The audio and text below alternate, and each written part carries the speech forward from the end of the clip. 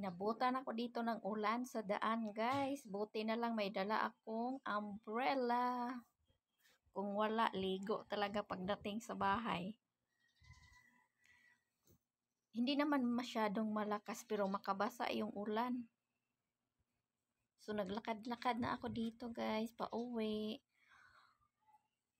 That's life talaga.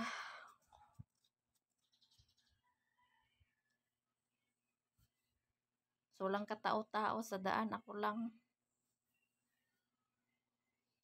Ganyan talaga pag ulan, wala nang katao-taong dumadaan. Wala naman talagang taong dumadaan dyan kasi nga dito tayo sa subdivision, wala namang katao-tao dito, mga bahay lang makita nyo. Kung ano yung makita nyo sa daan, yun na lang yun. Nag-shortcut lang ako dito, guys. Kasi sayang naman yun pag sumakay pa ako ng e-bike tapos ang mahal-mahal pa ng bayad, dag 20. Hirap makakita ng 20 pesos a day. So, kung pwede lang naman lakarin, di lakarin na lang. Para tipid ba, guys? Ganyan ang life sa mga nagtitipid. Kailangan maglakad-lakad. So, dito ako dumaan. Pag, dyan, sinasarado yan dito, guys. Mag 7 to 8 p.m. sinasarado na. Wala nang makadaan dyan. So, kung araw, binubuksan. Pag gabi, sinasarado. Alam nyo na.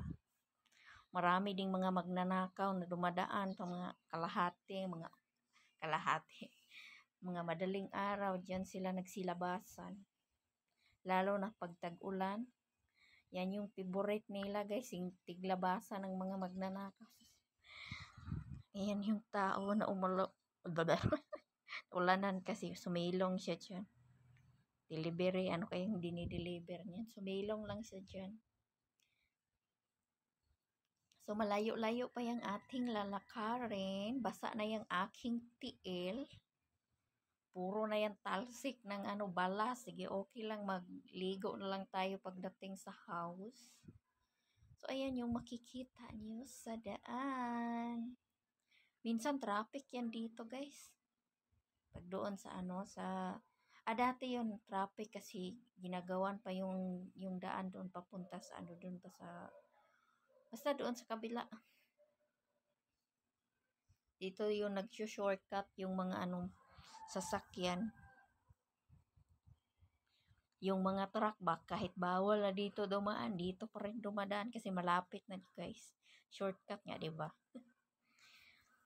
So anyway, malapit na tayo sa house.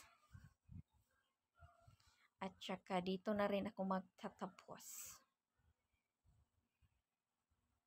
Medyo lumakas-lakas na ditong ulan. Pero hindi naman ako